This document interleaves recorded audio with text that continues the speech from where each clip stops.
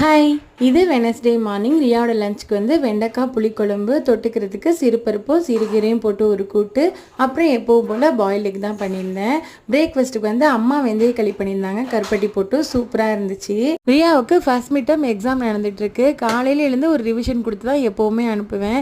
Night நல்லா படிக்க வச்சு அப்பாடா எல்லாமே படிச்சிருச்சு அப்படின்னு ஒரு திருப்தியோடு தூங்க வைப்பேன். காலையில் இந்த ரிவிஷன் கொடுக்கும்போது ஏதோ புதுசாக படிக்கிற மாதிரியே ஒரு ரியாக்ஷன் கொடுக்கும். என்னடா நேற்று நைட்டு உயிரை கொடுத்ததெல்லாம் வேஸ்ட்டா அப்படிங்கிற மாதிரியே தோணும்.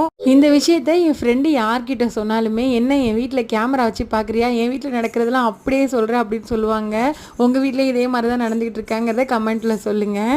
அப்புறம் இன்னுமே நிறைய பேர் சத்து மாவு சேல் பண்ணுறீங்களா சிஸ்டர் அப்படின்னு கேட்குறீங்க. அந்த டவுட் ஏன் வருதுங்கிறது தெரியல. என்னால் வீடியோ எடுத்து போட முடியல, டைம் இல்லை அதை எடிட்லாம் பண்ணுறதுக்கு.